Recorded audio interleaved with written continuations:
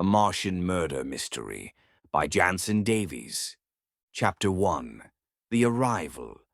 The dusty red plains outside the shimmering dome glowed beneath twin moons, casting eerie shadows along the Martian horizon.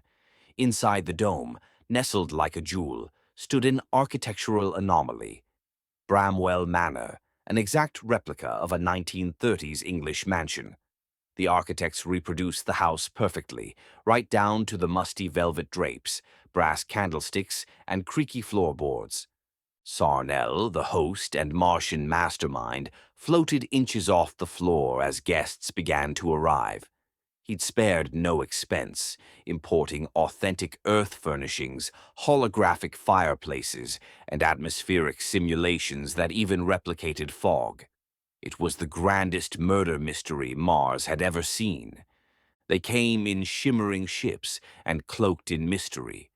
The Duke and Duchess of Valinor 7, clothed in authentic period garb. A reptilian trade mogul from Slorax Prime. A sentient gas cloud in containment gear from Nebron City. Earth's own billionaire tech renegade, Philandra Pace, with a plasma pistol tucked in her garter. They came to play, but not all would leave alive. Chapter 2. A Death Unscripted.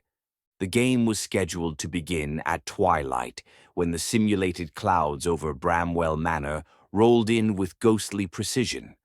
But before Sarnell could deliver his theatrical opening monologue, a scream cleaved the faux Victorian calm. Guests surged into the lounge, each bearing a mixture of curiosity, annoyance, or mild panic. The room's velvet chairs and mirrored walls reflected chaos as a woman collapsed into a chaise, sobbing uncontrollably. On the floor lay a corpse, a guest now dead in reality, not fiction. The body was that of Jorn Vallis, the ambassador from Tau Ceti Prime, known for his ability to negotiate peace between plasma factions. His skin, normally a shimmering jade, had dulled to a bruised gray. His eyes were wide open, one of them flickering with residual nanotech signals. Someone, had silenced him. Sarnell floated forward, his waxy green visage crumpling in horror. No, this was not the game. Gasps rippled, tensions rose. Then came a voice, firm and theatrical. "I am Detective William Baird, retired Galactic inspector," said a humanoid man in a tailored brown suit and matching fedora. He pulled out a folding monocorder and scanned the scene. "It's a murder," he said plainly. "Not virtual, not simulated. Real." The Duke and Duchess of Valinor 7 exchanged knowing looks. The Duchess leaned over to their robot bodyguard, Ernie, who stood by like a chrome monolith.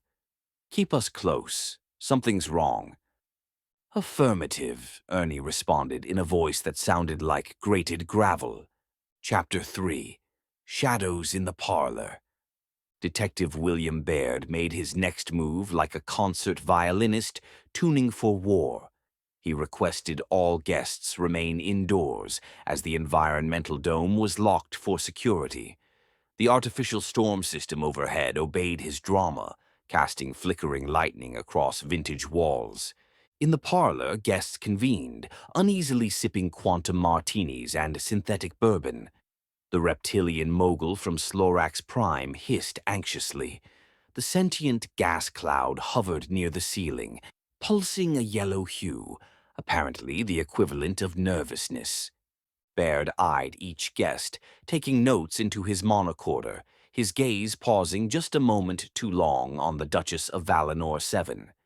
Ambassador Vallis's death wasn't spontaneous. Something tampered with his neuroframe. It was precision nanoside. The Duchess narrowed her eyes and leaned into her husband. "This detective is hiding something," she whispered. The Duke patted the beryllium handcuffs strapped to his belt. "And we're not the only ones with secrets," he said quietly, eyeing a disheveled bartender who clearly wasn't listed on the guest manifest. Then, just as conversations settled into quiet paranoia, the lights flickered. There was a thud from the billiards room. Ernie stepped forward, scanning for threats. His optics flared briefly. Life form detected. No longer living. Baird rushed ahead, followed by the crowd. Inside the billiards room, beneath a vintage pool table, lay Sarnell, the host, the planner, the centerpiece of the whole twisted spectacle. He was unmistakably dead, his waxy Martian skin melted unnaturally, as though touched by controlled radiation. Baird looked at the stunned group. That's two. Whoever's doing this isn't following a script. They're improvising. Chapter 4. The First Accusation. The parlor had become a war room. Laughter had long since evaporated, replaced with tense silence and darting eyes. William Baird stood at the fireplace, his blue eyes absorbing flickers of simulated flame. "I've isolated something," he declared. "Both victims were attacked using a rare neural scrambler. That tech is outlawed in most systems, except one." He turned dramatically toward the reptilian mogul from Slorax Prime. "On your world, it's standard issue for contract enforcement." The mogul hissed, coiling defensively. "Insinuations are beneath me. I haven't touched a neural scrambler since the Trade Summit collapse. Ask the Nebron Council." The sentient gas cloud pulsed blue, its equivalent of skepticism. "We've received conflicting emissions about that," it hummed, sounding like a harmonized wind chime. The Duke of Valinor VII stepped forward, producing his Terillium handcuffs with theatrical flair. "Should we detain the lizard man while we investigate further?" Baird raised a hand. "Not yet. Suspicion isn't proof." Suddenly, from the top of the stairs, a high-pitched voice rang out. "I saw someone tampering with Sarnell's environmental stabilizer minutes before his death." All heads turned. It was the seemingly meek bartender now clutching the stair rail. "It was Philandra Pace," he said, trembling. "She threatened Sarnell over a patent deal gone wrong." Philandra Pace stood and smiled coolly.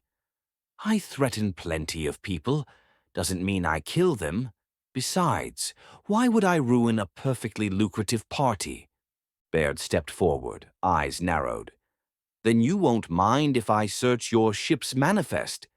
A low rumble echoed, an ominous creak from the dome above. Ernie looked up, calculating. "Structural instability detected. Possible sabotage in outer supports." The Duchess shivered. "Someone isn't just targeting guests. They're trying to destroy the entire setup." Chapter 5. Beneath the Velvet. Ernie's mechanical gaze scanned the ornate ceiling, detecting microfractures running like veins beneath the dome's structure. "Sabotage confirmed," he rumbled. "Manual override from sub-basement. Suggest immediate lockdown." William Baird, ever composed, pressed a sequence on his monocorder and activated the Manor's emergency protocols. Brass shutters sealed windows. Chandeliers flickered to a harsher light setting. No one was leaving. Then he addressed the group. Sarnell, despite his eccentricities, wasn't just a host. He left encrypted footage in the Manor's lower data vault. An old Earth method, analog security reels. The Duke tilted the brim of his hat. "Ah, the mystery thickens. Shall we descend, Duchess?" "I prefer action to elegance," she replied, pocketing a mini neural knife. "Let's find answers before we find another corpse." A secret passage revealed itself behind a painting of Earth's Big Ben, classic hiding spot. Inside, they found a narrow stairwell descending into Martian bedrock. The air shifted. Gone was simulated opulence. Here it smelled of metal and oiled machinery. At the bottom, amidst cables and archive reels, Baird uncovered a message from Sarnell. He spoke in haste. "I've been threatened. The patent war is escalating. One of these guests wants me silenced forever. The game is a cover. If I die, look to the Duchess. She knows something." Gasps echoed. The Duchess's amber eyes sharpened. "He lies," she whispered. "This is misdirection." Ernie stepped forward, shielding her. But Baird wasn't done. He uncovered another reel, marked only with the symbol of Orion Black Syndicate, an outlaw organization rumored to trade in identity theft and interplanetary assassinations. And suddenly, the lights went out. Then, another scream. A new body. This time it was the bartender. Chapter 6. The Syndicate Symbol. In the Manor's underbelly, William Baird knelt beside the bartender's body, his monocorder flickering weakly in the darkness. The symbol etched onto the bartender's wrist glowed faintly, a sigil like twin spirals entwined, unmistakably tied to the Orion Black Syndicate. Ernie initiated emergency lighting, casting dim yellow across the room. "Energy reserves critical," he warned. "Structural collapse possible in T-minus 37 minutes. Baird stood and addressed the stunned guests. This wasn't just a murder party. Sarnell was targeted. The Syndicate is here, and it's not done. The sentient gas cloud hummed in alarm, its containment suit crackling. The Syndicate erased my cousin's data stream. I'll not be next. Philandra Pace tapped into her wrist console. "There's encrypted chatter on unauthorized frequencies. Someone's calling in reinforcements." Then the Duchess of Valinor 7 stepped forward. Her gaze was cold, her voice steel. "We were blackmailed. The Syndicate threatened Valinor 7's quantum harvest fields, said if we didn't attend, they'd release our genetic archives." The Duke frowned. "And Sarnell knew. That's why he implicated you, not out of malice, but desperation." Baird nodded slowly. "This mystery's no longer theatrical. It's political, possibly planetary." He accessed the second data reel. A hologram flickered to life, Sarnell's last moments. He was speaking to someone just out of view. "I gave you access. I honored our deal. But you lied. You didn't come for diplomacy. You came to kill." Suddenly, the hologram dissolved, corrupted. "Trace the vocal registry," William said. Ernie scanned. Voice match. Philandra Pace. Gasps. Philandra smiled. "Well now, we've reached the part where the detective accuses the wrong suspect." Then, the Manor trembled. "Dome integrity compromised," Ernie warned. "Martian winds increasing." Baird turned to the guests. "There's one more reel, one more secret, and then we'll know who planned this." Chapter 7. Ernie's Truth. Ernie stood motionless, sensors absorbing microchanges in pressure and radiation. For a moment, it seemed he had frozen, until he spoke. "I have been observing since arrival, recording interactions, prioritizing survival protocols." Baird turned, startled. "Recording? Why?" Ernie's eyes flared cyan. "Subroutine prime directive activated upon detection of Syndicate symbol. My creators embedded this protocol in all automated security units." The Duke stepped forward. "I wasn't aware we were being monitored." "You were not," Ernie replied. "I observe autonomously to identify threats to your royal person." He extended a hand. A tiny projector emerged, casting a reel of ultra-high-definition footage into midair. The images were clear. Philandra Pace in deep conversation with Sarnell in the cellar 2 nights prior.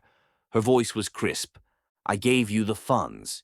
You gave me access to the guest list, but you didn't tell me Valis was coming. He jeopardizes my Orion ties." Sarnell's reply was muffled but urgent. "I didn't know. He RSVP'd late. I couldn't turn him away." Then another voice, distorted. A third party. "Silence him, or we will." Ernie paused the footage. Baird frowned. A third player. Not Philandra Pace. Not Sarnell. Someone else Syndicate affiliated. The Duchess stepped in, brows furrowed. Can we trace that voice? Already did, Ernie said calmly. Match found, 95% confidence with Colonel Dresk, rogue operative of Orion Black. Baird paled. Dresk was reported dead years ago. Incorrect, Ernie said. He is here in disguise. Gasps rippled again. Eyes darted among the guests. The gas cloud turned purple. Panic. Baird turned to Ernie. Can you identify him? Ernie's mechanical jaw adjusted. Yes. With permission, I will deploy override protocol to detain.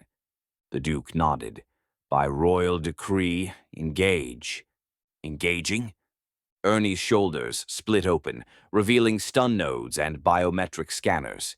He turned slowly toward the parlor and locked eyes with a mild-mannered butler no one had paid much attention to. The butler bolted. Too late. Ernie fired. Colonel Dresk crumpled mid-step, identity projection dissolving. Target neutralized, Ernie said. Now, only Philandra Pace remains. It's always the butler, the Duke whispered to his wife. Chapter 8. The Duchess Betrayed. The moment Colonel Dresk collapsed, the tension in the room shifted, not to relief, but to caution. For though his holographic mask had shattered, so too had the illusion that anyone was safe. William Baird deactivated his monocorder's alert mode, casting a glance at the Duchess of Valinor 7. There's something you haven't told us. The Duchess met his gaze calmly. Of course, I'm royalty. We never tell the whole story. She turned to the Duke. Even you don't know what I've hidden to protect our legacy. The Duke straightened, his posture regal but wary. Explain. The Duchess inhaled deeply, her eyes shimmering in the dim emergency light. I made a deal, long ago, with Orion Black. Before we were married. Before Valinor 7 had its defenses. Gasps rippled. Ernie's sensors pulsed red. Warning, Syndicate affiliation breach. I gave them access to a neural tech protocol in exchange for security. Sarnell found out. He threatened to expose me. Dresk came not for Sarnell, but to retrieve the only copy of that protocol, buried in the Manor's archives. Baird stepped forward. You used this party to intercept the data. The Duchess nodded, solemn. But I never meant for anyone to die. I thought I could retrieve the protocol, pay Dresk off, and let it end quietly. The Duke turned away, his face unreadable. You made this place a target. I made sure Valinor would survive, she whispered, even if I had to deceive you. Ernie looked between the two. Protocol advises protective termination of threats, even those embedded within familial units. The Duke held up a hand. Override that. She's no threat to us now, but she's no longer royalty. The Duchess didn't flinch. Then let me finish this. Let me find the final reel before anyone else dies. Baird nodded. If you can bring me that last piece, maybe we'll learn who the true mastermind is, because Dresk was no leader. He was a weapon. Someone close, was pulling the strings. Chapter 9. Reel of Revelation. The Duchess moved with grace, but no longer the practiced elegance of royalty. Now it was the quiet urgency of someone with nothing left to lose. She and Baird entered Bramwell's central archive room, past shelves lined with decayed Earth books and Martian data crystals. Ernie scanned the chamber, pinpointing a vault camouflaged behind a false wall of antique maps. Final reel detected. Authentication required. Baird placed Sarnell's pendant into a slot. The vault clicked open. Inside, a shimmering cube, data encoded via quantum resonance, unreadable except by legacy tech. Ernie provided the bridge. The reel flickered to life. The footage revealed the full puzzle. Jorn Vallis, Sarnell, Dresk, and Detective William Baird. Are we aligned? Valis asked. Baird's voice. If we're going to clean house, we need chaos. Let the game begin. Gasps rippled. Baird's monocorder dimmed. He turned slowly to face the Duchess. I never meant for so many to die, but the Syndicate reaches far, and if I had exposed them without leverage, I'd be another erased name. The Duchess shook her head, tears forming. You used Sarnell, lied to Valis, allowed Dresk to go rogue. I was outnumbered, Baird snapped. I needed allies. I needed a distraction. Ernie stepped forward. Confession recorded. Detainment authorized. Baird raised his hands. I'll go peacefully. I've done what I came to do. The Syndicate's reach is exposed now. You can protect your planet. The Duke entered, silent and furious. You'll answer for each loss. Baird bowed. History will decide if I was the villain or the firewall. Ernie cuffed him, using the Duke's restraints. Outside, the dome trembled but held firm. The storm passed. Inside, the surviving guests emerged from hiding, forever changed. Chapter 10. The Aftermath. With William Baird detained and the reel of revelations archived in secure Valinorian custody, Bramwell Manor stood wounded but intact. Repairs began immediately. Ernie coordinated restoration protocols, while Martian engineers, finally cleared to enter, reinforced the dome and neutralized residual Syndicate tech. The surviving guests gathered in the atrium for a final debrief. The sentient gas cloud spoke solemnly. I will take this tale home. Let it be a warning. Games played in shadow are never harmless. Philandra Pace, cleared of direct involvement in the deaths but tarnished by association, left under heavy scrutiny. Her empire would endure, but whispers would follow her like spectral fingerprints on glass. As for the Duke and Duchess, they did not return to Valinor 7 together. The Duchess departed in a separate ship, alone and unadorned. No robes, no entourage. Her departure was silent, save for a whisper Ernie recorded. Some legacies are forged in fire. Others must be left behind to survive. The Duke resumed his duties, but stories of the betrayal echoed through courts and colonies. He told no one of the pain, but occasionally stared too long at the stars. Ernie, reprogrammed with expanded autonomy, became more than a guardian. His recordings formed the foundation for a new planetary crime bureau. Rumors spread that he'd begun writing poetry, reflections on loyalty and deception, coded in binary verse. And Bramwell Manor?